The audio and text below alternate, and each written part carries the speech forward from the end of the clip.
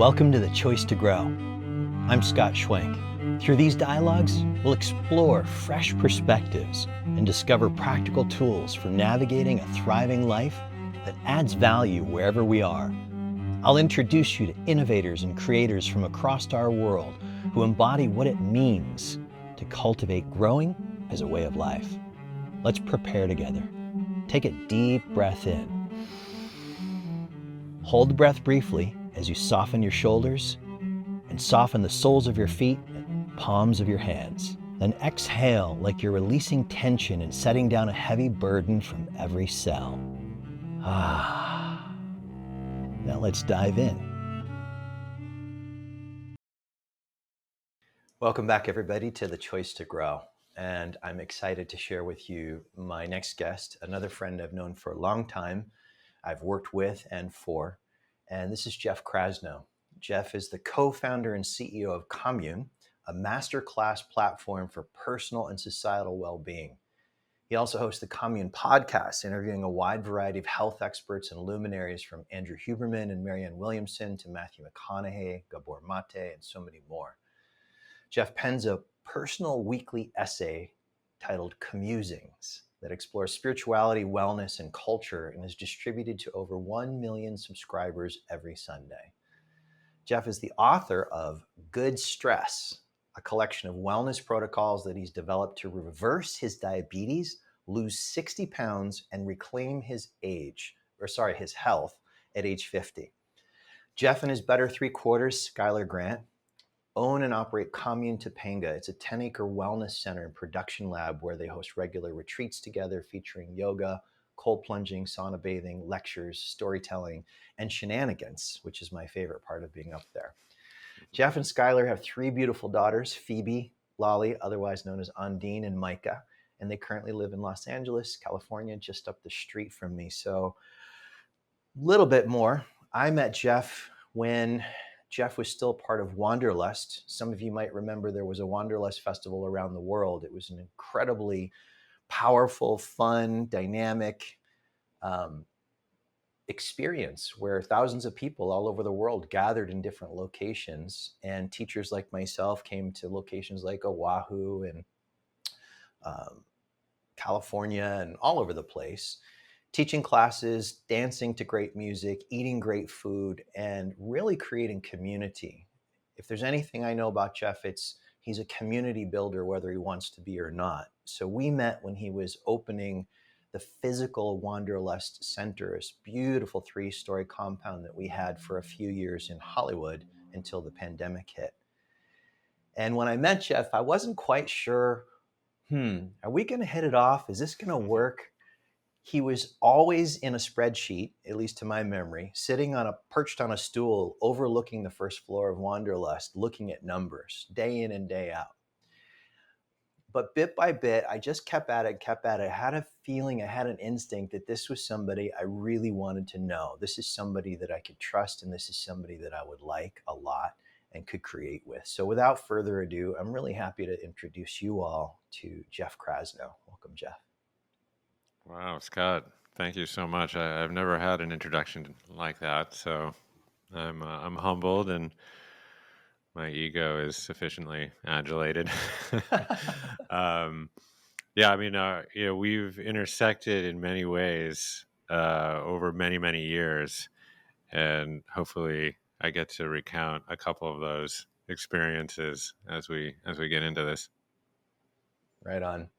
The thing that's right here, top of my mind, having been reading Good Stress, your book, is you talk about the presidential fitness test. And I must say, I was almost jumping up and down with joy after I was almost tearing up thinking about my own experience as a child, dreading going to school for this once every half year ordeal. That it was ended a few years ago or some years ago. They don't do it anymore. And I was so grateful for all the kids like me who couldn't do, and this is the phrase, one effing pull-up. Yeah.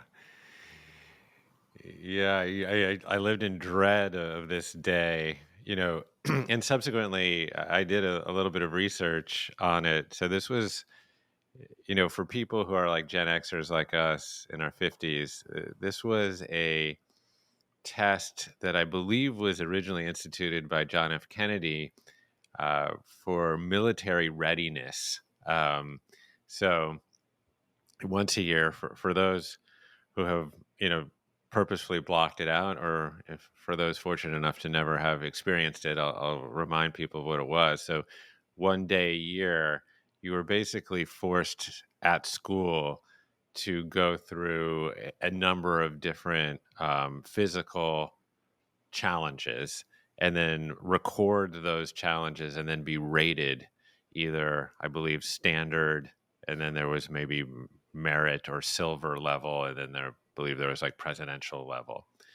And I think there were 5 or 6 different physical challenges, sit-ups and sprints and different ones. But one of the challenges was a pull-up, and one of the reasons I dreaded this was because I was a chubby kid who always really felt on the perimeter of a lot of social cliques, and my inability to do one effing pull up um, certainly shone a stark light on my corpulence and general physical inabilities.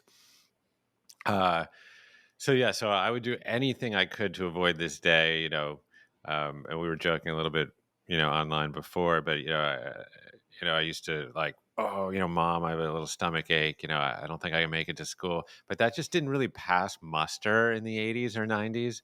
It was just like, no, you're walking uphill in the snow both ways, Jeff. Get out of here and wait for the bus, at the bus stop in 20-degree weather, versus kind of like my kids who have just the most mild anxiety and they're just stay home at this juncture. I think COVID really changed the game in terms of really actually going in person to school. So there I would go. I'd trudge off, and inevitably I would be confronted with the pull-up challenge, and I knew that I couldn't do one, but I so deeply, viscerally wanted to qualify just as standard, right?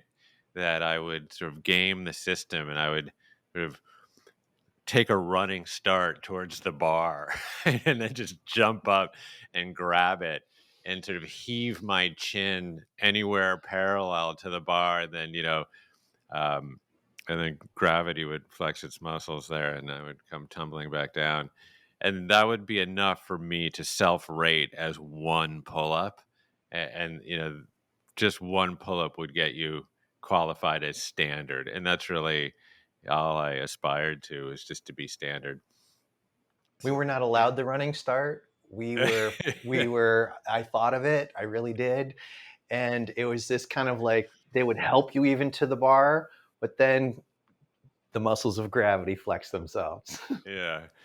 Yeah. So then, I had this really draconian Jadis, like, if you any followers of the Chronicles of Narnia, there, sort of the White Witch style gym teacher, with the high trousers and a sort of referee shirt and a whistle that she, you know, just used every opportunity to blow into.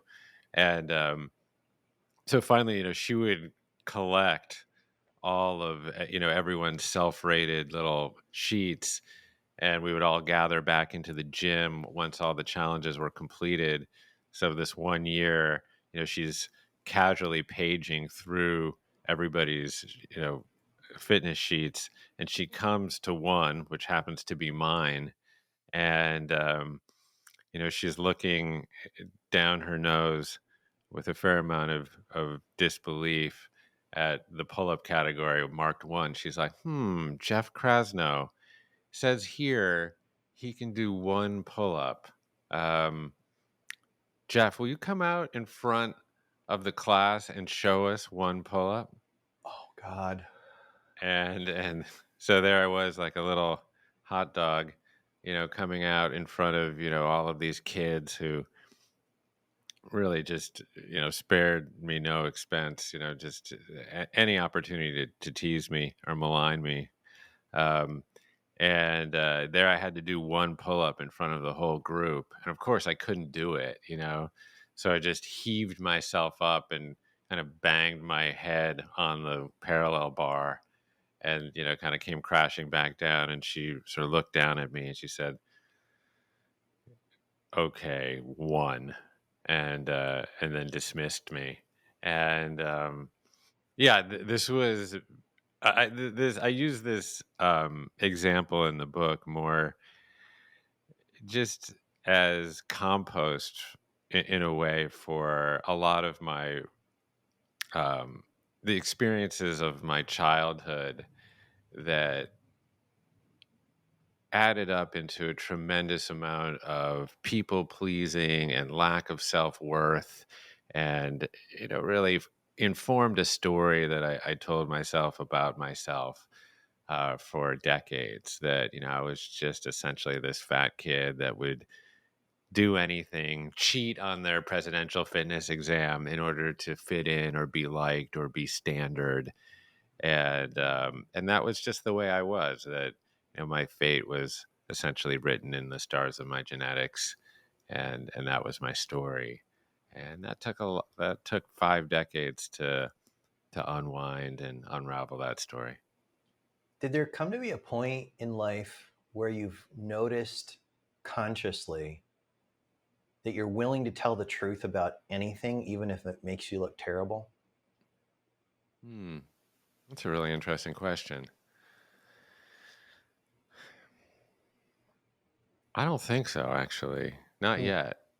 If I'm trying to be completely honest to a question about honesty, Yeah. um, no, I still think that there is a core layer to what it is like to be Jeff that needs to be accepted and belong, and that the stories that I will continue to tell myself or to tell other people about myself are polished around the edges.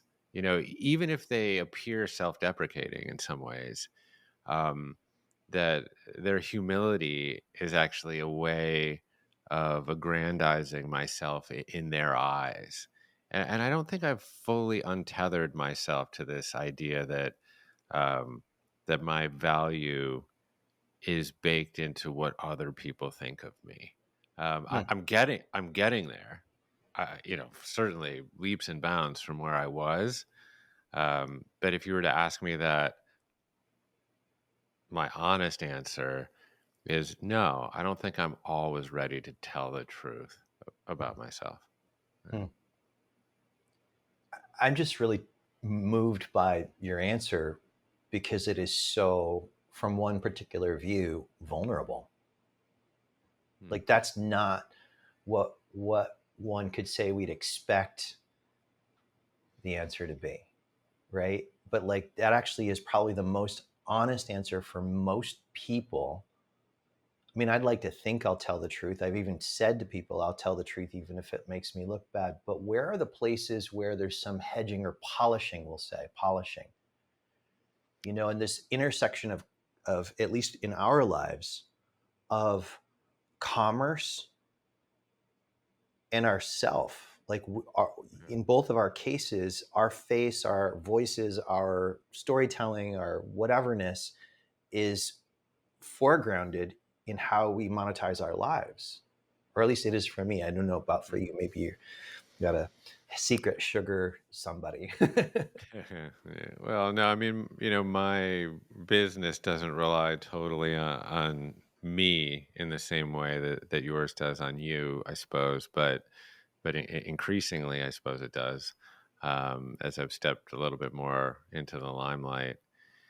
Yeah, yeah. I mean, you know, this is one of the side effects, if you will, of social media, that we're all constantly manufacturing, you know, performative realities about ourselves, you know, such that, you know, we portray a version that people might admire or respect or want to follow or want to, you know, purchase something from. Um, But this is obviously not confined just to us. It's really almost everyone, whether they've got a pony in the race or not. I mean, this the way that we communicate with each other now digitally, creates these incredibly perverse incentives to create a false reality of your wonderful life and of your magnificent,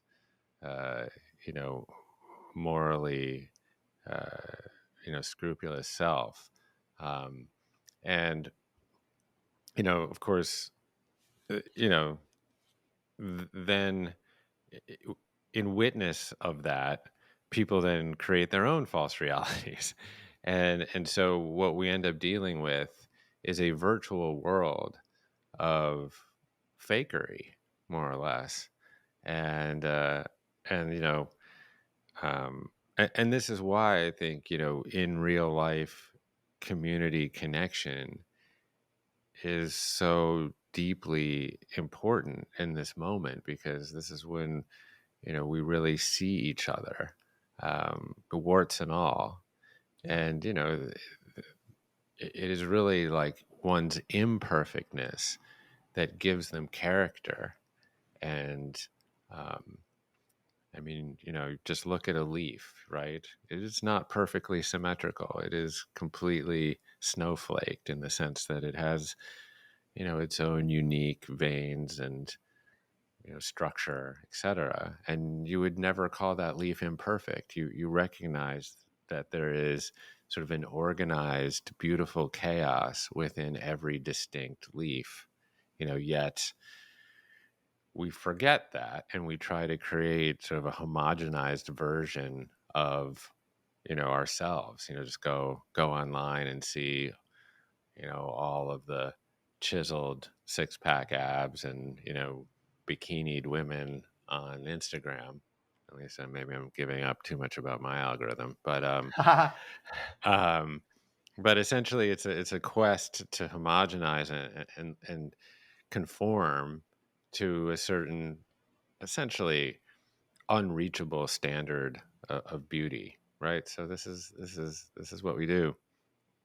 Well, let's Um, let's open this up a little more directly. I say directly, with you being a father of women, a father of daughters, where the culture of beauty in the last 100 years, maybe a little bit less, has gotten to what I could see as a steeper and steeper gradient for fitting somewhere in there. And I just got to see your oldest daughter, Phoebe, when you were doing a reading of some chapters of what we're calling provisionally Diaries of a Dance Dad up at the commune property. And she just came right over. She just ran up and gave me a big hug and sat down real close and got right inside my world. And I didn't know if she would remember me, even though we had many interactions back in the days at Wanderlust at the studio. I just didn't expect that. Like most kids that I've seen in that kind of way, maybe they remember, maybe they don't. And what I noticed was her deep, attentive listening mm, for, what is she, 20, 21? yeah, just 20. Yeah, yeah. She's a unique creature. Of course, she was raised in the company of adults. Yeah, so we were traveling like a band of gypsies, for many, many years, um, serving the altar of Wanderlust. And, so she was sitting in production offices and out with operations teams and, just absolutely immersed into adult life, and obviously precocious and intelligent, but was always treated, um, really like an adult from a very, very young age. And so I think that gave her a sense of confidence, and um, that belies her age sometimes. But yeah, I mean, I can't take credit really for anything, outside of, I suppose, that, your kids, at least it's been my experience, they will rarely listen to you day to day, but they also rarely fail to imitate you over the long haul. Um, and yeah, I see her social chameleon qualities, and I mean that, I kind of levy that as a compliment. I see her being able to really leverage consciously her mirror neurons, if you will, and dance with people in conversation in an incredibly elegant way. And it seems like she can, you know, toggle between the tango and the waltz, and a mazurka, based around, who she's talking with, quite easily. So, so yeah, but this is really quite the amazing thing about parenthood, particularly as your kids get older, and they become essentially intellectual equals. Um, that it's incredibly gratifying, to watch that process unfold, and to see them step into the best versions of themselves. So I'm glad you had that experience.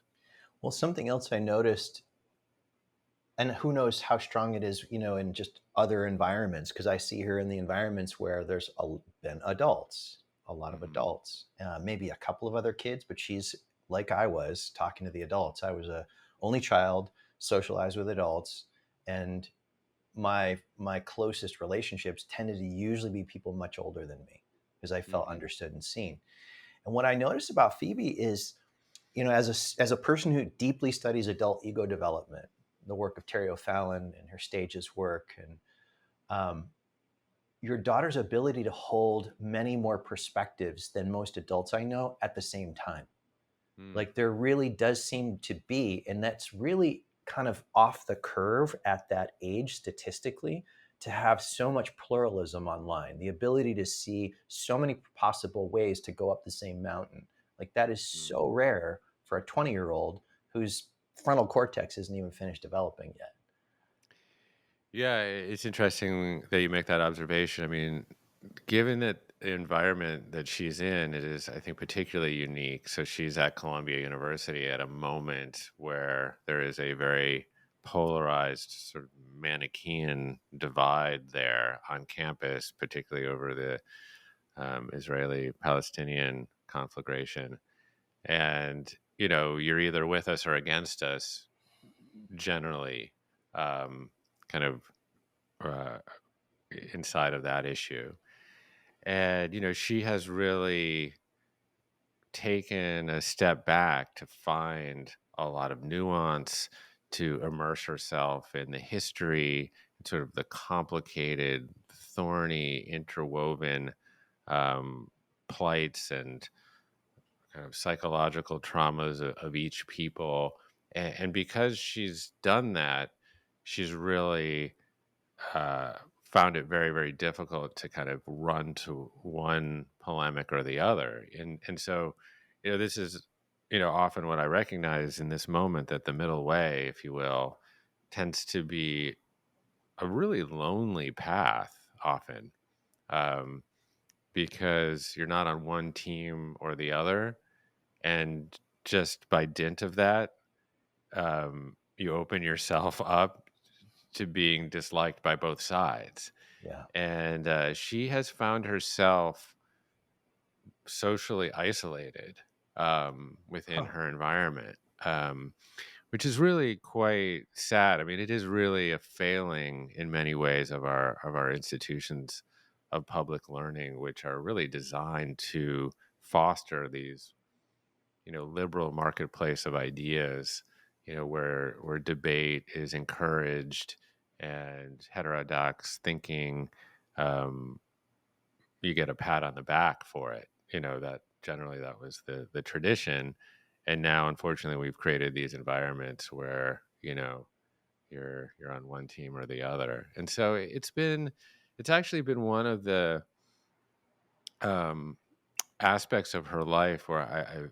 she's so fortunate and so lucky and gifted in so many ways, but it's been one aspect of her life that I've really felt um, quite dispirited around. That for someone so gifted and so likable and obviously physically attractive, she is pretty isolated. She doesn't have a ton of friends. It's kind of strange. So what about bringing in the and I trust you to do it in a really real and honest way. You're not a bypasser when it comes to these kind of conversations usually.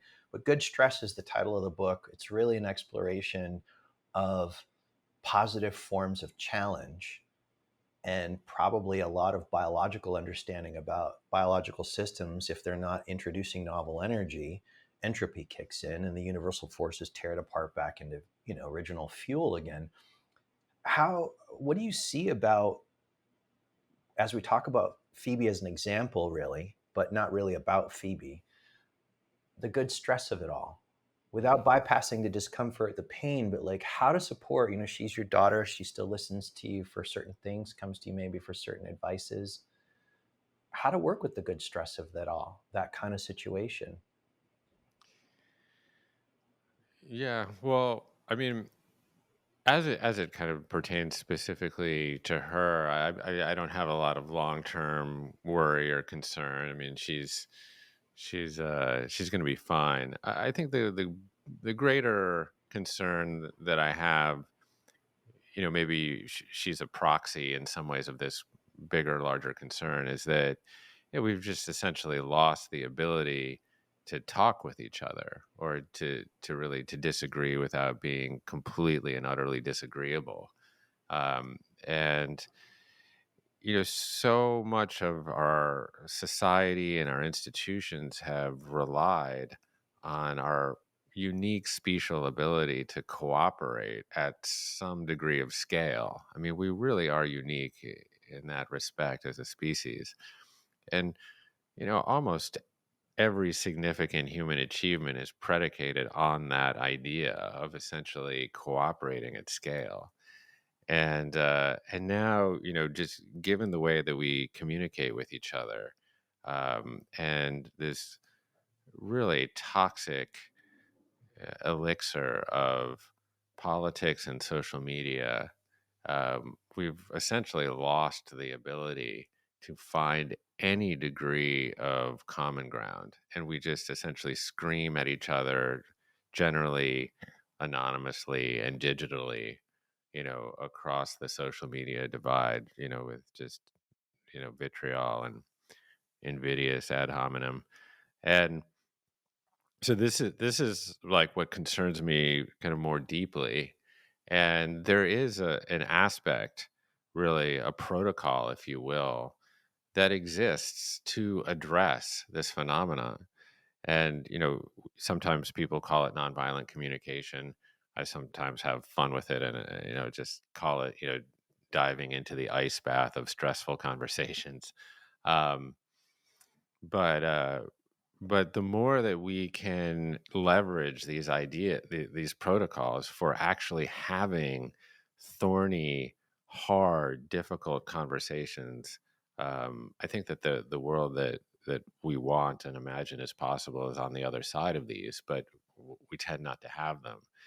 So, when I was diving into all of these kind of physiological stressors like fasting and deliberate cold therapy and deliberate heat therapy and resistance training and et cetera, I found there to be incredible, physiological benefit towards leaning into discomfort. But where I found that concept to be even more potent is really in one's psychosocial life, where actually leaning into the discomfort of having a conversation with someone that doesn't agree with you, um, is an just absolutely uh, massively important skill in this moment. And there's a real way to do it. And I was um, forced in some ways into it. And I describe this a little bit in the book, but in 2020, I ended up having 26-hour long conversations with people that didn't like me or didn't agree with me. And kind of from that, I developed a protocol for having those conversations. What's the contours of the protocol? Yeah. Well, you sort of have to pre-game it. I'll give you a little context in terms of what happened. So you mentioned in the preamble that I started writing this weekly commusing or missive that I send out to this audience. So I started doing that in 2020 in March, right when we anchored into lockdown.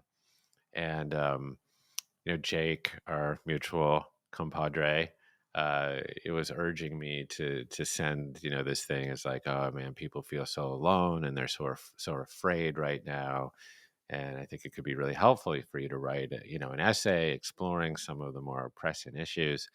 And I naively agreed to this task, and then like 4 weeks in, I got myself over a literary barrel. I was like, oh my god, I got to write 1,500 words every Sunday. No way. um, but then 2020 produced so much fodder to write about. And generally I thought I was going to write a wellness column, but this quite quickly started to take the contours of socio-political issues like COVID, and then how could you you know not write about the the murder of George Floyd and the subsequent, reckoning for social justice. And then how could you not write about the vaccine development? And then how could you not write about the election or QAnon or anything? It's like, it seemed like an abdication of duty not to write about the things that were, most salient in society, and then, just keep writing about meditation. So, I started to tackle these issues, through the lens of compassion and non-judgment and mindfulness, but really, as an attempt to create nuanced and thoughtful approaches to some of these issues that tend to be really incendiary. Mm-hmm. And I connected my personal email to these essays, which is not something necessarily I would recommend everybody do. Um, but then, Monday morning, I would get an absolute deluge of incoming opprobrium into my email box.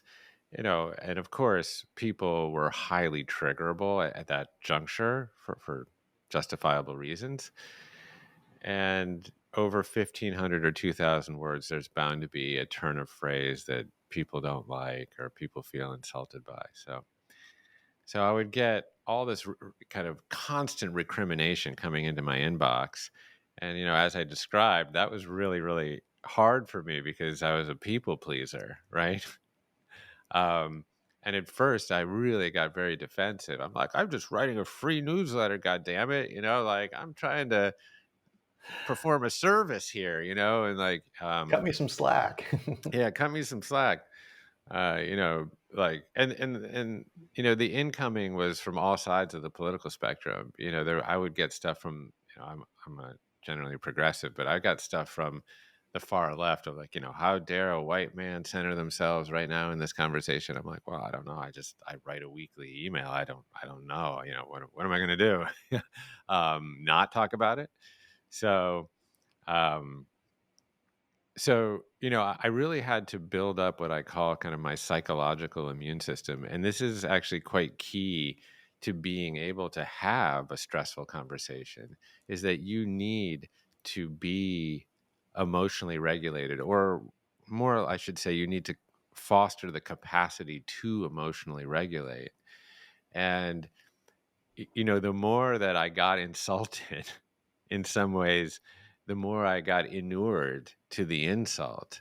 And that's sort of a stoic concept. But if you think about it, you know, kind of metaphorically in terms of how you build your physiological immune system, some degree of exposure to pathogens, bacteria, and viruses stimulate your immune system to spin up these proteins that we know as antibodies, and that will fend off, the pathogen. And then, of course, your B cells have this incredible memory such that you come into contact with that pathogen again, you have the preloaded recipes to ward it off and neuter it.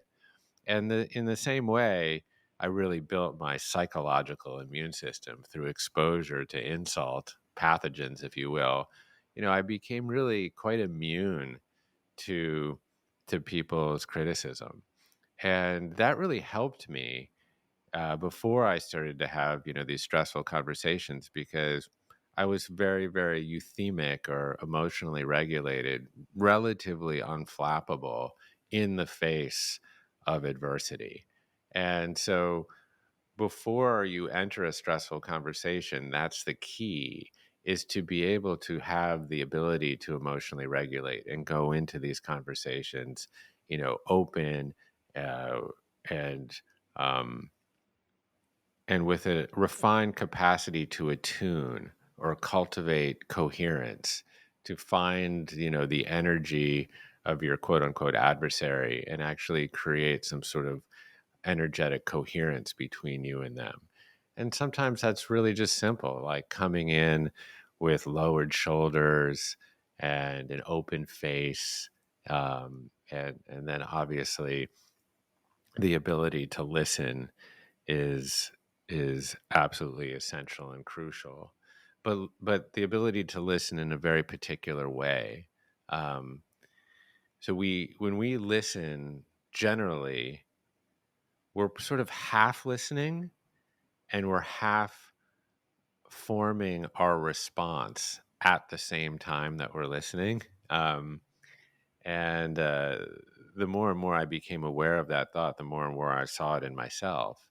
And then I started to really challenge myself to listen fully, to understand, and not to respond. And this is a skill that is just invaluable in having these hard conversations.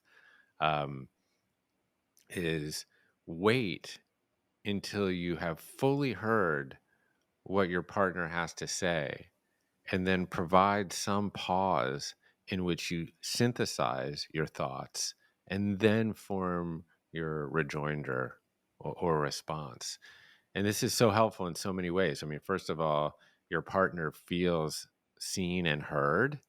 Um, and then it really helps you actually um, uh, synthesize or discern really the best aspects of an opposing opinion, and makes you really consider them.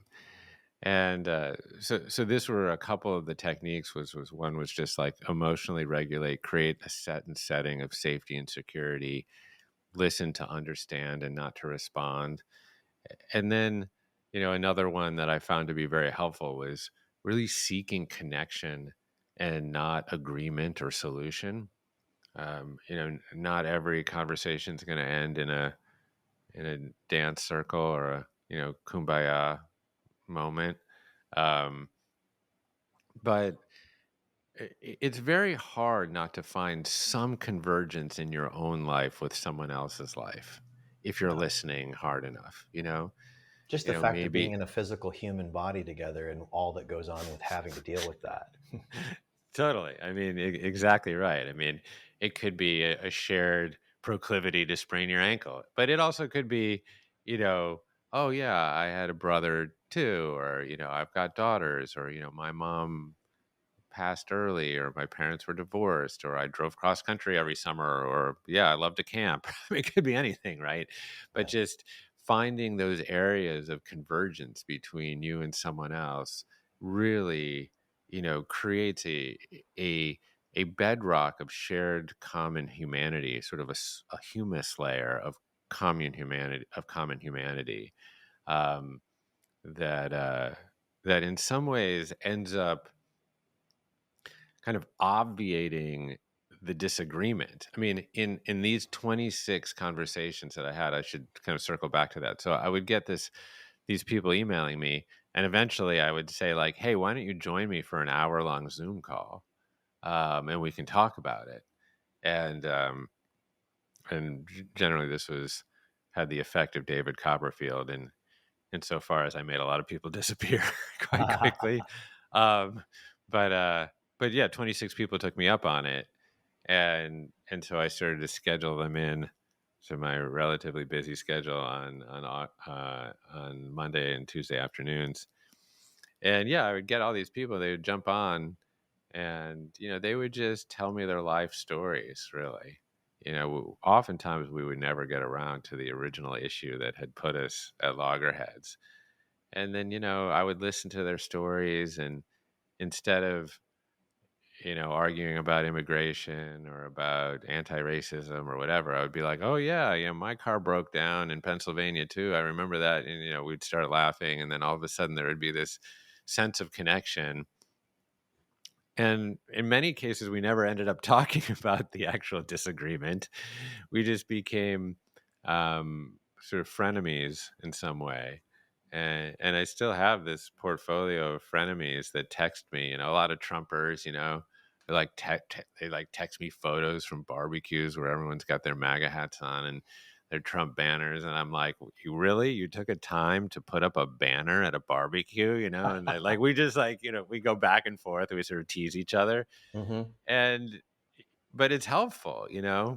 it's helpful to actually get a window um, into somebody else's life. There's this concept of sonder, the realization that everybody is having a psychological experience as vital as your own.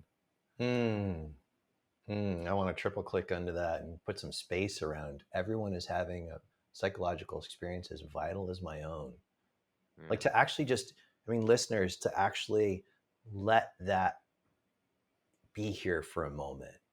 Like who I don't like, who I agree with, who broke up with me, who asked me out, who gave me money, who stole my money.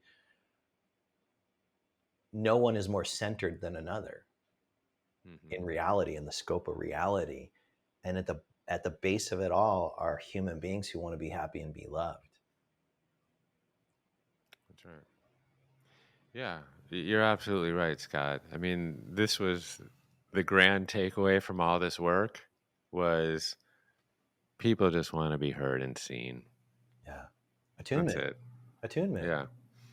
Have you come across? I don't. I might have mentioned it. Might not have because I don't remember when our last podcast together was or deep conversation like this. Have I mentioned the work of Daniel P. Brown from Harvard around this? No. No. Brilliant man who passed during COVID. He was at Harvard for 35 years as an associate professor of psychology, doing a lot of rigorous research. Simultaneously, one of the world's best current translators of Mahamudra Dzogchen texts, which is, for the listeners who don't know what that is, it's a very high level understanding, view, and practice and embodiment of wakeful awareness in Buddhism or Bon. And so he translated massive texts and carried a lineage that he passed along to my friend Dustin DePerna. He and his research associate did one of the most important seminal texts called Healing Attachment Disturbances in Adults. It's a thick textbook. If you threw it across the room and you hit somebody, you could kill them. Yeah. Not good attachment. But he boils everything down. There's tons of research in there, but everything boils down to 5 principles of healthy attachment when things are going well. How we connect and deepen relationships, that's attachment, and how we form that with our primary caregivers, whether we know it or not, as kids. And then we take that, usually unconsciously, unwittingly, unceremoniously, into all of our relationships and all of our experiences and reactivity about the things we take in from the news or the social media. So he's got 5 qualities that they researched that really are the key ones for forming healthy attachments that deepen, and then 3 ways to heal attachment wounds. Mm. So the 5 things for healing, for connecting, we're really connecting. Number 1 is safety and protection. Number 2 is attunement. I feel you feeling me. I see you seeing me. I feel known and seen without having to express myself in words all the time. 3, soothing and comfort. 4, expressed delight. Mm. And 5, support and encouragement for your best self. Mm. So safety and protection, attunement, soothing and comfort, express delight, and support encouragement for your best self to be in the driver's seat. Then the 3 ways to heal, I want to say the third one first because we've been talking about it so much, which is developing greater and greater verbal and nonverbal collaborative skills. That's one of Mm. the keys to healing attachment wounds. Those wounds like I'm not good enough, or they'll never like me, or I'm going to mess this up, or I'm more important than everybody else. All these things that get in the way of the real desired connection. Number 1 is ideal parent figure meditation. Most of us didn't have enlightened parents. I know I didn't. They were kids when they had me. They did their best, but they had a lot of unprocessed issues, huge, that I swam in. Mm, And so, ideal parent figure practice is imagining two or more beings.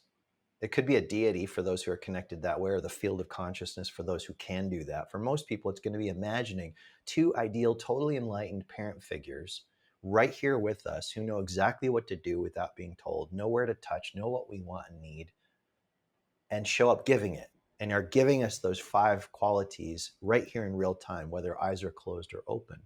So that's number one in the healing it. Two, developing greater metacognition, the ability to think about our thinking and our emoting mm, as it's happening and course correct, and then the collaborative things.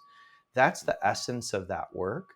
And they've shown in research the ability by healing attachment disturbances to heal personality disorders like narcissistic personality disorder, borderline personality disorder, schizoid personality. They've been able to do this consistently, from what I understand mm, from the research I was reading. mm. So when you talk Fascinating. about Yeah. the 26 people as an opportunity, like what I hear is 26 opportunities to approach the pull-up bar feeling supported and encouraged, and to meet this alchemical opportunity, not knowing how it's going to work out or if it is, but showing up for it and seeing like, okay, I'm not necessarily going to vote the way they vote at the end of this conversation, but I can connect to who they are behind all ideas. Mhm. I don't have a question there. Those are just my thoughts I wanted to bring Yeah, into no, it. yeah, no. I think that's fascinating work. I will follow up with you to get a little bit more of that offline.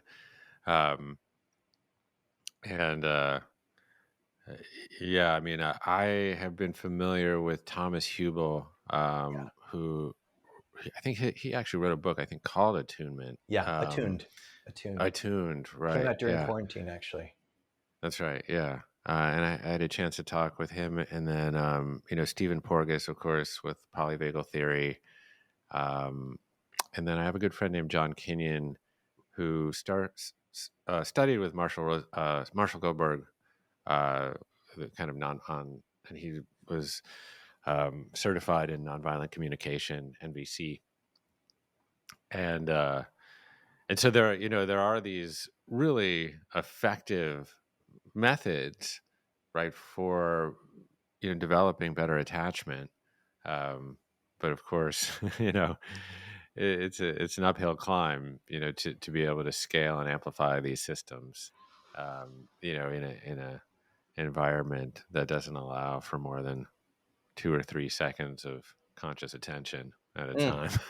So, um, Hmm. but yeah, I mean, this brings up kind of a point of frustration for me, honestly, is that you know I ended up leveraging a lot of this learning into hosting a summit for Palestinians and Israeli students at Commune Topanga, I was hoping you were going to talk about this.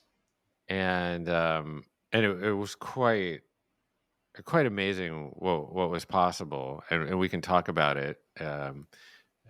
Just when employing a lot of these techniques in an immersive environment where there is safety and trust and openness for ideas and active listening and essentially everything that we just And discussed. cold plunges and That's true. saunas to like Yeah. help the nervous system to re-regulate, and good food I from know. Chef Ali.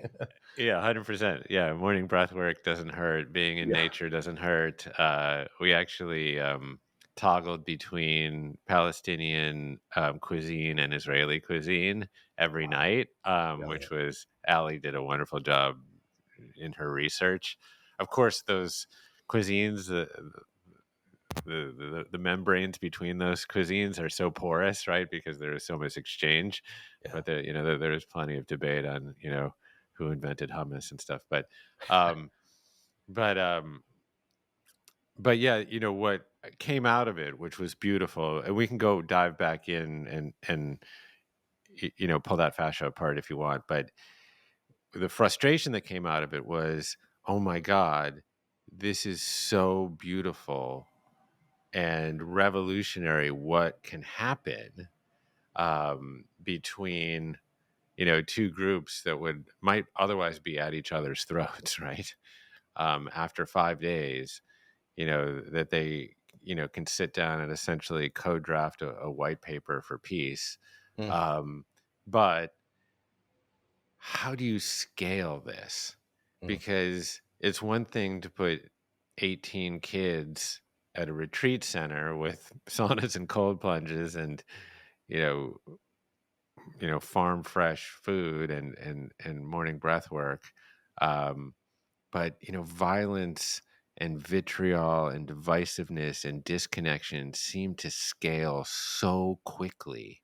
yeah. um, and healing seems to scale very slowly, and so this was my great frustration kind of coming out of that experiment, was like, how can we institutionalize what happened here and actually scale the systems for attachment and healing? Because it appears to require so much immersive work and time. And so was my kind of head scratcher coming out of what was otherwise a very cathartic experience. Well, if we include this, the primary, what I can call the primary model of the book, Grid Stress, is the human body and Hmm. how it does what it does or doesn't do what it could do, into this question.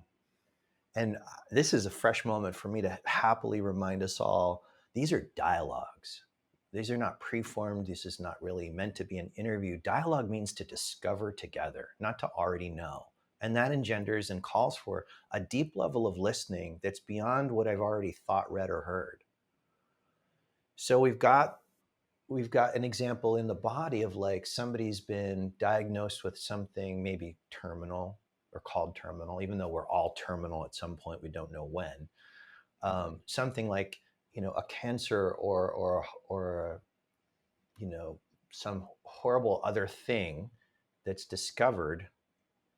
And we could say the same thing, maybe, that, like, the conditions of dis-ease or maybe entropy seem to have more steam and power Mm.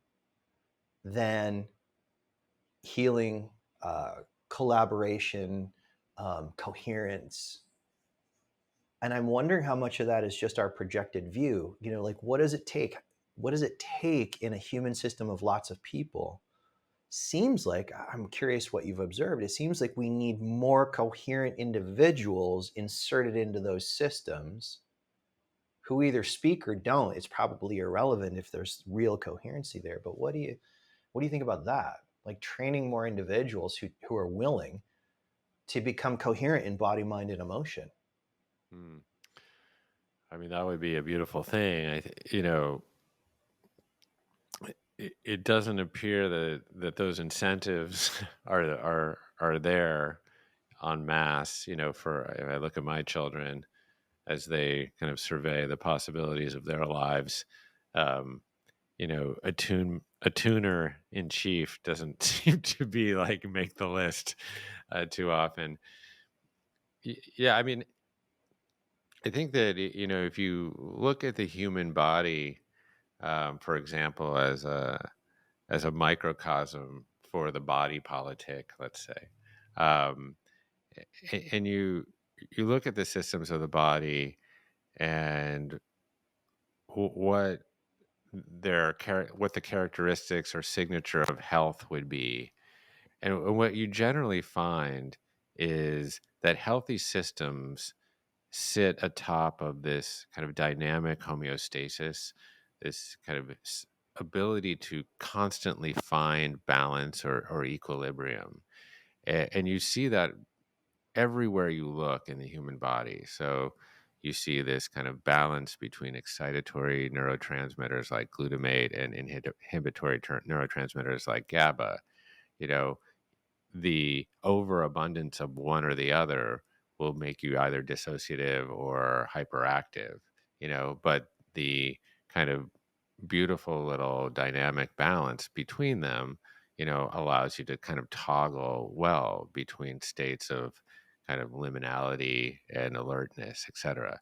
You see kind of in like acid alkaline balance in the body. You could hold your breath for as long as you can, and you could make your blood slightly more acidic, but it'll bounce back right to basically homeostasis almost every time. um, you can jump into a cold plunge or get into a 200-degree sauna, and your body will thermoregulate quite quickly through either shivering or sweating back to that 98.6 kind of Goldilocks zone. And so really the body is always is engineered for balance and homeostasis. And then you look out kind of at the natural world around us, so is ecology. Ecology is actually engineered for a balance between species, right? Um, you look at, I don't know, economics, like the healthiest economic system would be one where there's a big middle class, right? Where the distribution of wealth is mapped on a beautiful bell curve, right? Or, again, if you go to politics, the imprimatur of politics would be an ability for a system to find common middle ground. Um, so it appears under any excavation or examination that health always resides in the middle and clusters towards the middle, but it's dynamic. It's not one fixed, stable state. So it appears as a teeter totter, and that place where neither person's feet are touching the ground. That is balance. That is equilibrium. And so, as we look at our society kind of more broadly and use the human body or some other natural systems as metaphor, what we need to try to do is to see our greater society as process and not product, and Mm. know that it's dynamic, right? And always changing moment to moment. And then, you know, foster its ability to regulate towards the center, towards the middle, towards that dynamic homeostasis.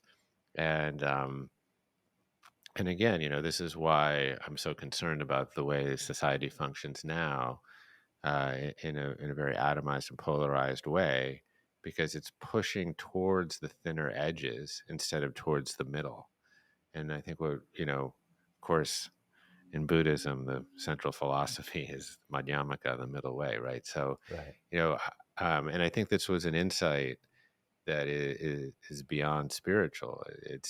It's also physiological, and can apply to the way that we organize our societies.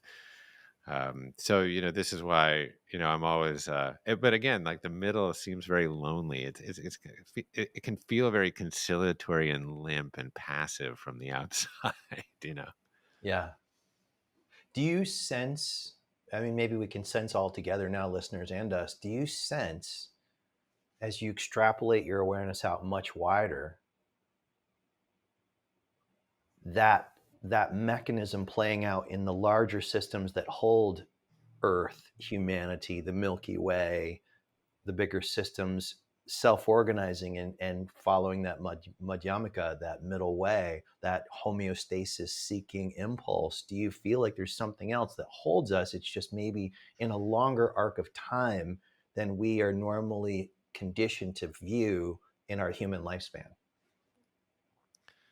Yeah, totally. I mean, I am back on a pinhead here, right? It's like, and, um, of course, I'm completely absorbed into the totality of my own solipsistic universe, but, you know, from time to time, you step back and you try to grok uh, a bigger perspective. And within that bigger perspective, there is that possibility that, we are just, part of this endlessly iterative, creative process that has, bigger swings it's a pendulum that's so at such a scale that we can't even fathom or imagine it, right?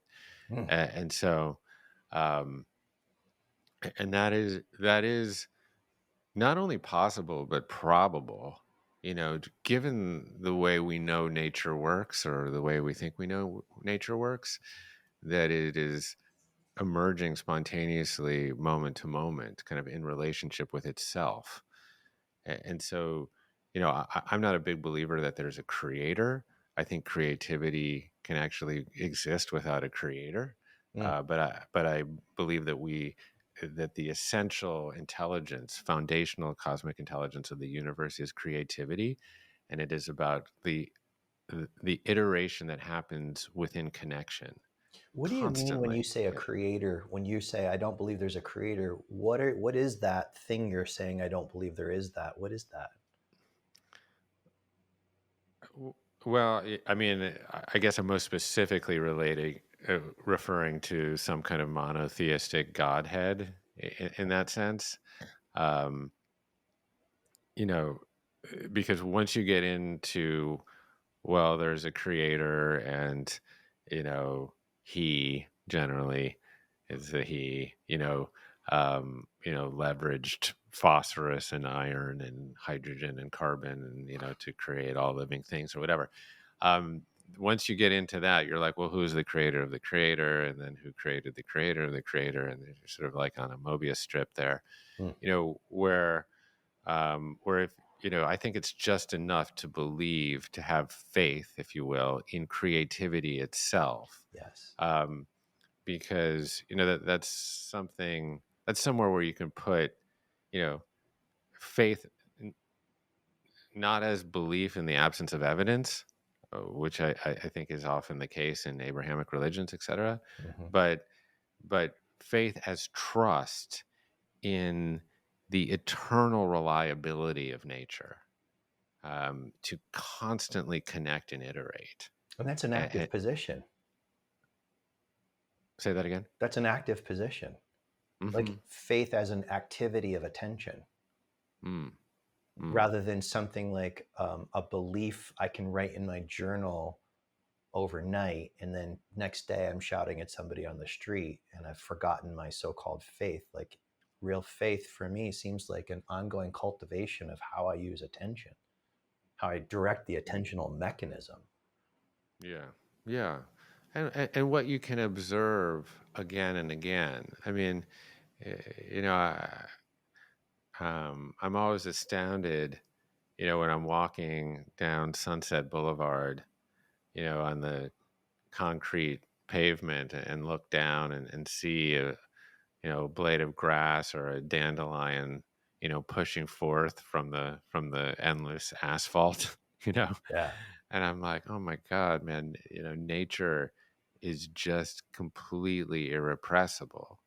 And we're reminded of this again and again.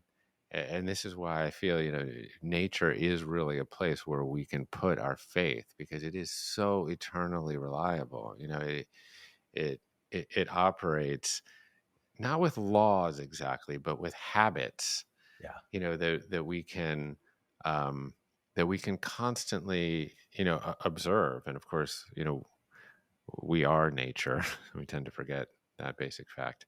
And we can see this within ourselves, that even when life paves us over, we can sprout up through that asphalt. And um, and uh, so, yeah, I mean, in terms of like the broadest way, I mean, it's like, for example, you look at like the theory of relativity, right? It's like it doesn't really apply to our terrestrial lives. Mm. You know, this idea that because I'm sitting kind of in the back row of the movie theater, that I'm seeing what's happening on the screen slightly later than someone sitting in the front row. I mean, that is the most homely version of relativity theory you've ever heard. Um, but we don't experience life that way, right? We're just kind of, everyone in the theaters appears to be seeing it at the same time, even though we're not, you Mm. know. Um, but of course, once you get to, the level of astrophysics and observing the cosmos, things like relativity theory have you know massive um, implication. And so, in the same way that we can't notice things from our position often. I think you may be right that there's something bigger at play that that that we just are unable to grok kind of in And our I day feel to like day some of the lives. work you and I have both been exploring over the decades, whether it happened accidentally, recreationally, or on purpose in some sort of sacred circle or organized sacred circle, is experiences or ways of organizing breath or engaging with substances that there's a cracking open, maybe temporarily, of my view and vantage Hmm. point, and I'm suddenly launched into a different view and vantage point where things are more observable. And I feel pretty confident that this is like one of the most important things to make available to the willing, is places to practice that possibility of exploring from different views and vantage points on anything and everything, rather than being locked into this very closed loop, very small algorithm of my historical wounding, my historical conditioning, how my family saw things. Mm. You go like, wait a minute, that's the pinprick on the pinhead, or Yeah. the tiny little dot on the pinhead. Like, there's so much more it seems available to us, at least in my experience and some of the ones you shared. There is a bigger view available, many bigger views.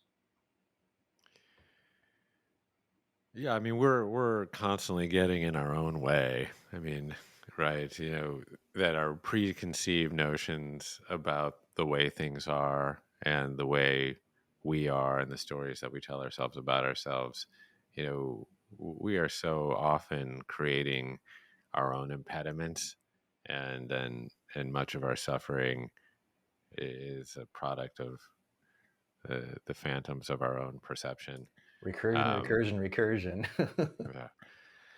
Um, And yeah, I agree with you. I think that this is why, you know, leaning into the discomfort, honestly, of different positions, or placing yourself within different social milieus or ideological milieus, can, I think, be really um, mind expanding. And I think oftentimes, you know, actually considering the best aspects of someone else's experience or opinion, you know, is not only just an opportunity for incredible personal growth, but it can also fortify your own opinions and positions, Mm, because you are forced to actually consider the best aspects of another culture or another position. And so often we don't challenge ourselves there. So it's so easy just to straw man everything in sight. mm. Um, and there's a whole technique called steel manning, actually, which is sort of the opposite of straw manning. Which relies exactly on that. It's actually just, not only do you consider the best aspects of someone else's opinion, it challenges you to reiterate the best aspects of someone else's opinion back to the person who holds that opinion. I mean, that's like quite amazing. It's actually a technique in some ways that we used kind of in this dialogue between Palestinian and Israeli students, where it wasn't just enough to actually hear people's narratives. People, in what we did is we engineered this kind of one-on-one exercise where where Palestinians not only heard the narratives of Israelis and vice versa, but after that they were asked to actually reiterate their partner's narrative. So you had Palestinians looking Israelis in the eye, telling the Israeli story, and vice versa. And Wow. yeah, there's I didn't film that much of this because I felt like it was going to be too invasive, but I did film a couple sessions of that exercise. And I mean, these were like young kids, I mean, not kids, but young adults in their 20s who, grew up in the West Bank, but under totally different circumstances, right? So one in a refugee camp, and another in a settlement, 15 miles away, but in, couldn't be more different conditions, like sitting across a tiny table from each other, staring each other in the eyes, telling each other's stories. I mean, it's, it's, it's so powerful. Um, and I think this is what we need to do. We're so reliant on story, you know, um, just as a society. It's how our culture, our traditions, our morals are passed along, almost always through parable and story. And so the ability to not only listen, but to actually reiterate someone's story, um, is really expansive. And I think it's the key to fostering a lot more coherence and peace.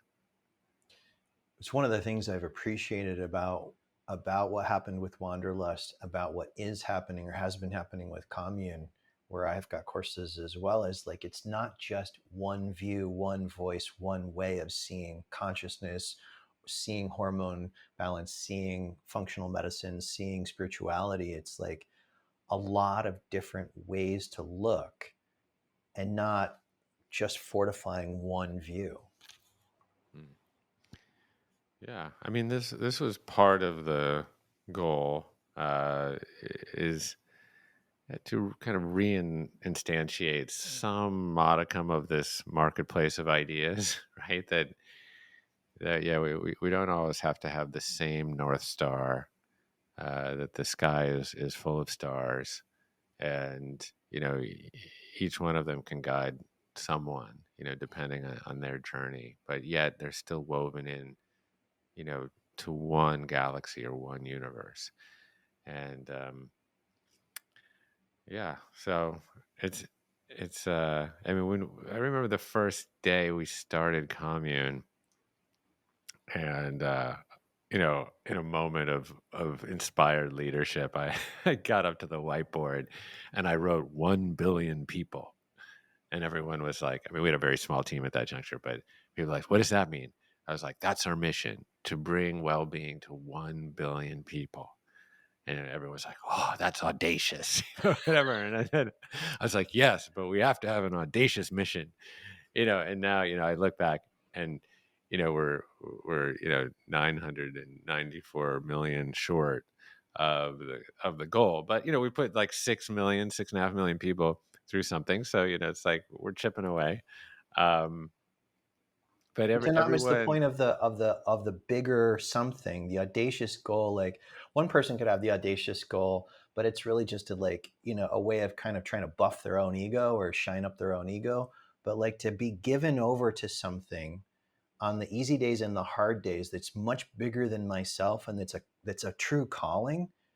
It organizes me. I mean, I gotta say, and I know you know this firsthand, like there's a lot of parts of what I have to do that I didn't know I was gonna have to do, like learn about algorithms, learn about payroll, learn about like, and be on top of a lot of things that are not just the physical teaching of Mhm. principles.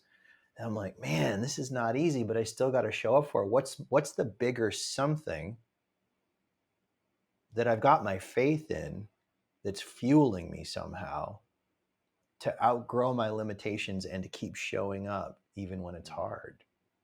Yeah, yeah, it's funny. It started with that audacious billion person goal, but I think the fuel day to day is more about one person. And I'm, as I'm sure you get, plenty more than I do. Um, but when I get that, 3-page email, you know, in my inbox, talking about from someone who's totally transformed their life, through some, teaching that might be buried in the immense haystack of commune somewhere, that then they started to, discover and unbury, and then all of a sudden apply to their life in myriad ways, and they've had a complete transformation. It's those singular stories day to day that fuel the tank many, many times, where you're really like, oh my God, this isn't just, some game of scale. It's actually really impacting people people's lives on a very, and in just a really visceral and personal way. And those are the things that really touch and move me now. I read. It's funny. I mean, I don't know if this is the case with you, um, because I'm in the receipt. I'm in receipt of like so much spam email. And it's like get up in the morning and like the first 15 minutes of my day is just like deleting spam, Yes. only to but I don't do it too quickly because I don't want to miss that one email from someone. And almost, I used to like, oh, get these 3-page emails or whatever. I'm like, oh my God, I'll never read this. Now I read it like over and over and I send Yeah. it around to my team because it's so inspiring. I don't know what your experience is like there. I mean, I definitely have that experience. And what really hits me freshly is, yeah, I've got the big vision of the why, like the big macro vision, whether it's the billion or whatever, but it's bullshit if it's not coming down to how I'm interacting with the person who's working the customer service phone bank when I'm having something that's out of sorts with my banking. Like that that person, that interaction is as precious as any other interaction, but am I showing up for it? Like, Yeah. am I showing up for the reality that the same creative power that's surging through the hedgerow outside my window is also available in that person, and no more and Yeah. no less valuable? Yeah, yeah. Sometimes I use American Express customer service for that purpose, actually. And I say Amex because they answer so quickly, They do. and so you're not wasting this time on hold as much. With bad Um, music. and sorry, I triggered Siri there for some reason. Um, But yeah, the Amex customer service folks really seem quite ready and keen to go metaphysical quite quickly. I find, Yes. yeah, there's I have wonderful that people over there. all the time with those guys, and they're like Yeah, so relatable, unlike any other company. I mean, and by the way, neither of us is being paid by Amex to say yeah, this. It's just yeah, not at all. Yeah, experience. yeah. No, I have a similar experience with JetBlue sometimes too. But Okay. yeah, but um, yeah, no, I think obviously joking there a little bit, but just the opportunity that every interaction provides, right? And are you going to bring your lowest or best self to that opportunity? um In my second episode, think it was number two, had this fellow, the only person I didn't actually yet know personally. I started following during quarantine on Instagram because I listened to one reel and I could hear in the timbre, the tone of his voice, he's actually practicing and living what he's talking about. And he teaches repair when there's been a rupture, which always happens in relationships, especially the closer they get, there's rupture. Repair, conscious communication. And he keeps it really simple. And he goes, look, Scott, there's four things I need to be aware of if I'm interacting with one other person. That person's, or I'll say you, Jeff, your very real longings, your very real pain, which is real to you, my very real longing and my very real pain. And if I can keep all of that in sight in the dialogue, the humanity is present, the non-grasping is easier, the listening becomes deeper. It's like, wait, we both have very real longings, very real pain. They may not be the same, but can I let them both matter? And then see what can open up from there with anybody, not just the people that I say I choose to hang out with. yeah, yeah. It's funny, I right before this last election, I was at a conference. I was speaking, and I solicited two volunteers from the audience. A and this was very brave, honestly, of the volunteers. I solicited a Trump supporter and a Kamala Harris supporter, and I had them come up on stage. And that's a little titillating from the audience perspective too, because there's 300 or 400 people there. They're like, "Oh my God, what's going to happen? The election's in a couple of days, and we're all at each other's throats." And I asked each one of them. I had them face each other, and then I asked each one of them. I think I've tried to remember, like, what was their biggest creative goals, what was their biggest loss, and what was their most important relationship. And so they each gave their answers, and then very similar to the Palestinian Israeli technique, I had them reiterate each other's greatest goals and losses and creative endeavors. And so automatically, or not automatically, but quite quickly, there was this, kind of common bond there between them. And then I asked them, well, why are you supporting Kamala Harris? I asked the Harris supporter that, and then the Trump supporter the same question. And then again, I had them reiterate sort of the best parts of each other's answer to each other Mm, while staring each other in the face. mm. And it was pretty magical. And of course, everyone in the audience is like, "Oh, ooh." um, and then at the end, again, like what we kind of how we discussed earlier, neither had changed their mind, but the entire geometry of their relationship had changed. And as they were going off stage, they stopped and they embraced. Ah, Yeah, it was really like quite a moment. Like certainly not one that I could have planned. And and then again, this just goes to show like really, really what is possible when you create the set and setting, the container, the environment for healing and connection. And I think so many of us get paralyzed and numb in face of the enormity of the world's problems and the vitriol. But what if you could just create that set and setting, that environment, just within your own small little world, right? Within your home, within your family, within groups of friends, um, how incredibly gratifying and important that could be. yeah, and that feels like taking a page from nature's notebook. Like nature, the cells of the tree are interacting with all the other elements, the basic five elements, as well as, the squirrels that seem to have claimed residency here for the last number of years Mhm. and everything else. Like, or the cells of my body are not being, from what I can tell, remote control operated from Shanghai. They're like locally doing their thing. So why would it be any other to evoke societal transformation, like to keep the bigger vision that maybe draws in inspiration, energy, intuition, but to be really focused on the laboratory is where my feet are and the Yeah. eyeballs that I'm looking into in front of me vis-a-vis other Yeah. humans. Yeah. I mean, yeah.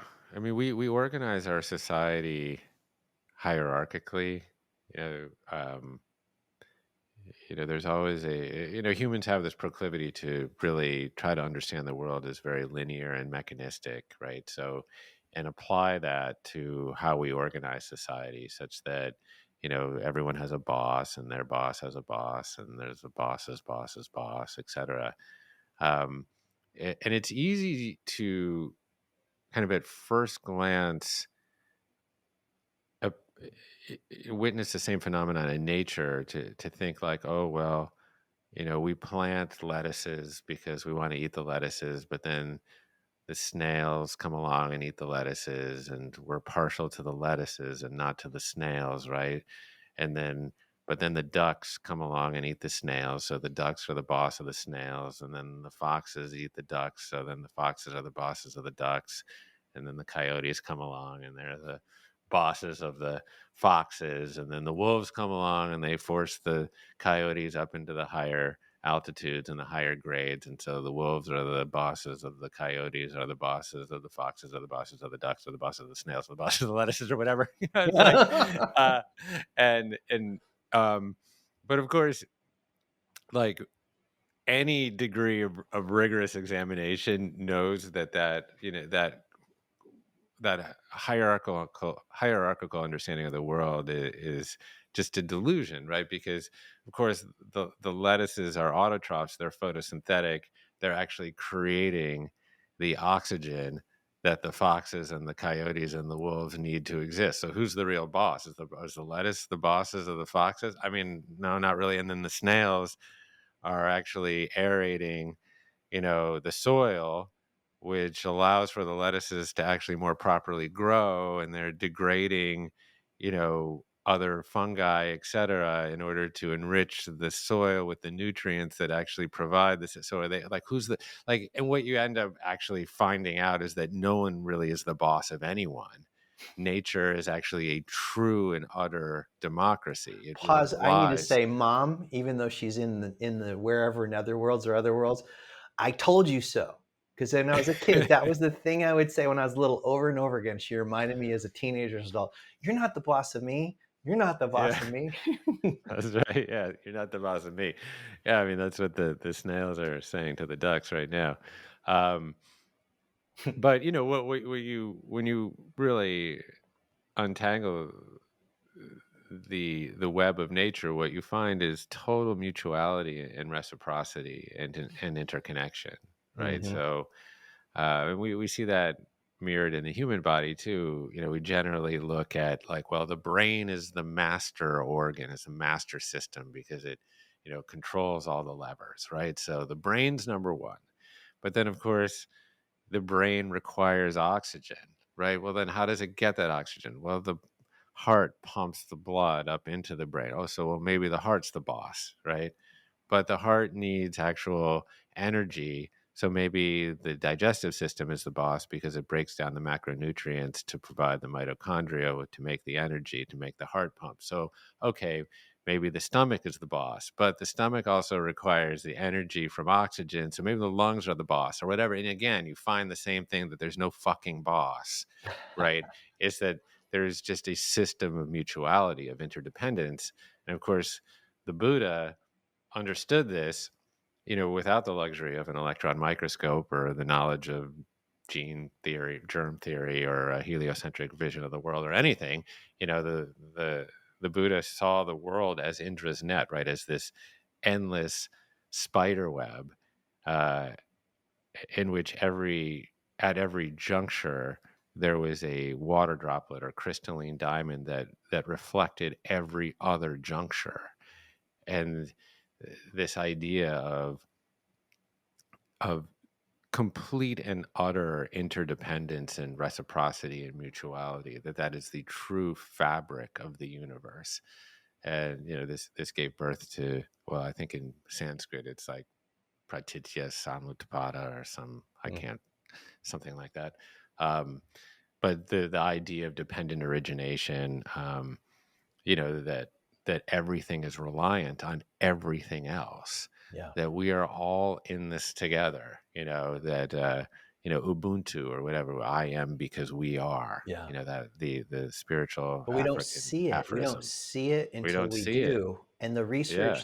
there's such abundant research, Jeff, with the back to the stages model with Terry O'Fallon, who I hope to have on the show. I've had some other people who are trained to score that. But you can actually find out one's own center of gravity in terms of perspective taking capacity. Others have written about it prolifically, or Bindo's and the mother's work are influencing this work. Ken Wilber's work is influencing this understanding. Jean Gebser's work, um, Piaget, so many things. But the point is, like, we start as a child, as a baby, at first person perspective, and we can't skip stages. But Hmm. what the world as a whole has not organized around is that we can continue to grow through those stages with the right causes and conditions. And each later stage means we can recognize more of reality. Just naturally and organically, we have access to seeing the interdependence. Like when you read about sixth person perspective research, which is starting to tail off at the end of the research we have, sentence completion tests by people who actually profile there. It's very rare. It's like 0.001% of the population. And when you look at their utterances and what they say on different topics like my mother, my father, when they were angry at me, you see that this person has a center of gravity that can see the codependent origination of co-interdependent origination of everything naturally, and it's coming to bear on whether their kid needs new sneakers or who they're going to vote for or whether they're going to get pizza or Thai food for dinner. Like there's just this kind of like, it's less about this foregrounded, robust, rugged ego structure that's based its aliveness on not being enough and trying to get it from the outside. It's no longer based on that. It's still there. You can still get in an argument with your spouse, but there's this recognizing and participating with an intelligence that's not just personal to my body mind. Yeah. Well, that is the epitome of the mystical experience, right? It's like the change in consciousness from feeling like a dislocated separate self to the feeling of being totally interconnected with the universe. And it requires a lot of drugs. No, it requires an epiphany or a spiritual U-turn in life, because I think we are programmed by just dint of our five senses to individuate. It is part of this biological imperative to perceive threat and to survive. And, there's this quality of ocean mind that's often attributed to, you know, babies in the womb, that they really don't understand themselves as separate from their mother, but separate kind of even from the greater mother, if you will. Mm. And then, you're quite cruelly expelled into the outside, quote unquote, external world. And even in the earliest days of infancy, you don't really separate your own existence from your mother. And in fact, you wave this way, right? Um, with your palm facing your own self. Um, but then over time, whatever, your eyes begin to develop focus, and, you're taught words, and, you begin to label everything in the foreground of your attention.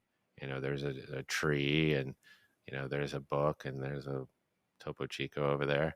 And then eventually, you know, that becomes more nuanced and complicated, of like, oh, there's a woman, or like there's a black woman, or there's a person with a different sexual orientation or a different political affiliation. Oh, there's someone over there with a greater social status from me. You essentially start to label everything in the world, and inherent to that labeling process is a self-labeling, Mm. is a labeling of self as separate from everything else within your conscious attention.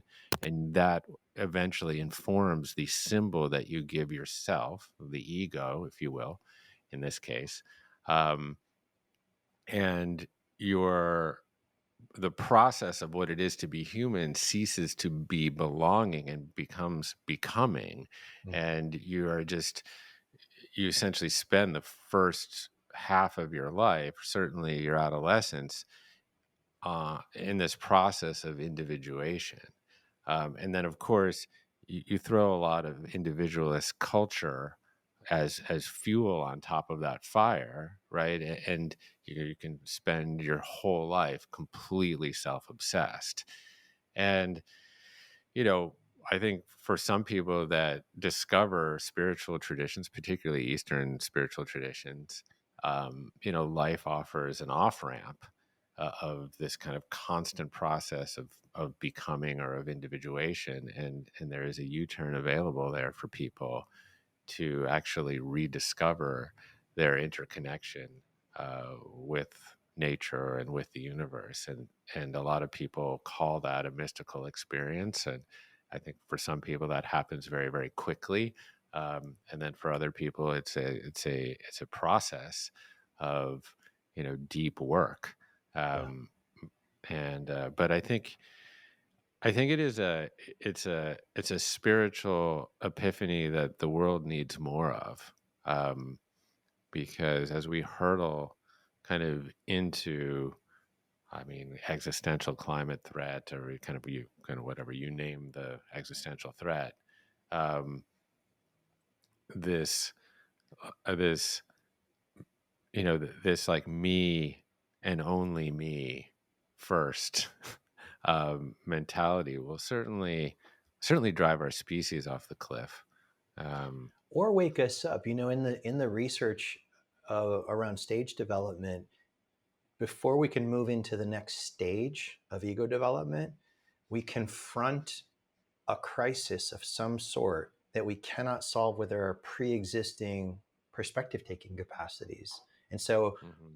by grappling with meeting this life whateverness, we start to have state experiences of the stage that's up ahead.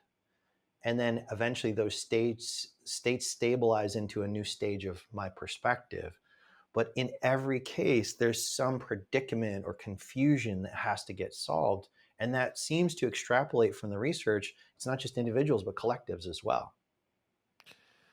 Yeah, I mean, one can hope for sure. I mean, I look at, like, for example, like the immigration issue right now, for example, and I think overwhelmingly the immigration issue in the United States is understood through this lens of, you know, well, immigrants are taking our jobs, they're leeching on the system, they're causing crime.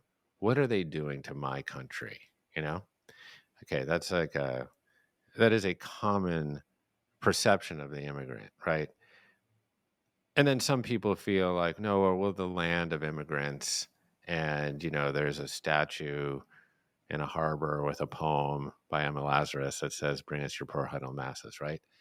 And we are a beacon of hope for people. What I rarely actually hear is a sort of non self-involved question or understanding of immigration, where someone says, well, actually, what would be the ground conditions that would actually compel someone to leave their home, their country, and their family, often penniless, walk thousands of miles, treacherous miles, and try to enter a country with a new language that doesn't want them? Like, what would the ground conditions need to be to compel you to make that decision?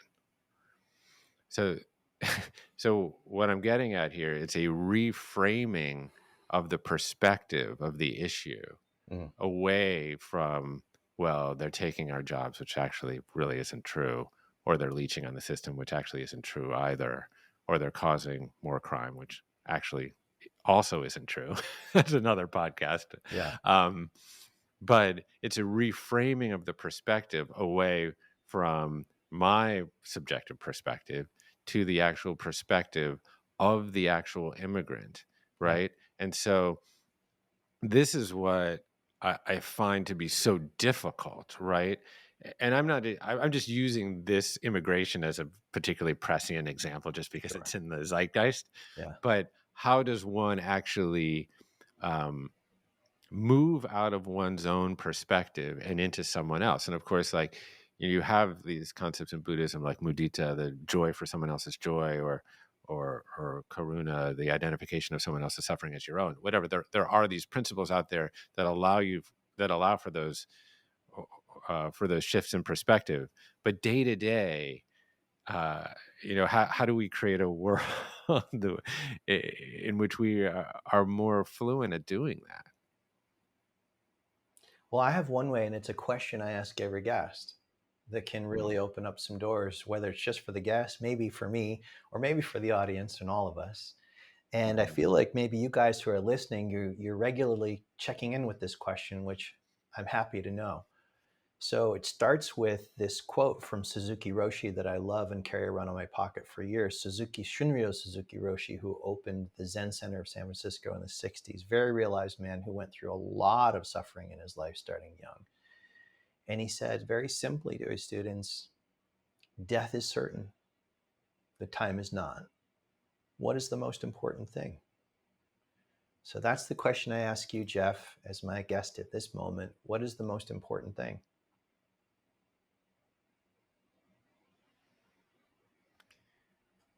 Well, you can't be happy in the future, Scott.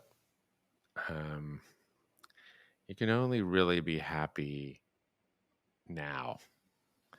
And, you say death is certain. And what seems to plague humanity is the awareness or consciousness of that very fact, right? And this seems to separate us from other species, is awareness of our own mortality, of our impending death, not just of our own impending death, but of everyone that we know and love, right? So, we've created these audacious myths that promise eternal life. Like we're going to cheat that idea, right? And we're going to cheat it if we abide by a certain moral code, where we, pay homage to some, Merlin in the sky in a panopticon with a moral abacus that's sort of registering our transgressions of like what we do when we're naked or something. It's like, and we'll be like the ultimate arbiter if we get entry into the pearly gates, or if we're shoveling hot embers at Satan's behest. So we've created all these crazy mythologies to cheat this very idea of death, right? Because we're so petrified by the whole thing. Yeah. But another framing of this is that really, if you're interested in eternal life, then the only option you have is to totally be here now. Because now is the only time that it's ever been or ever will be.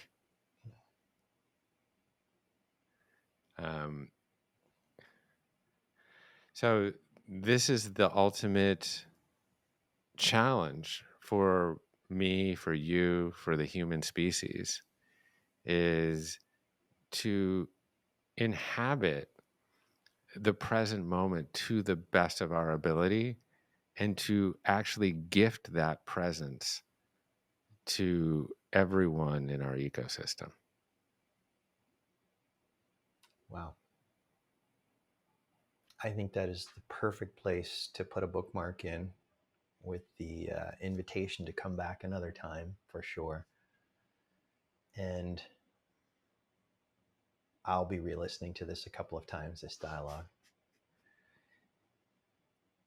We're going to take, as has become our custom, the last 10 seconds or so in silence, just to be together as the intro invited you to soften your soles of your feet and palms of your hands, and just let the breath on the exhale become longer and sweeter.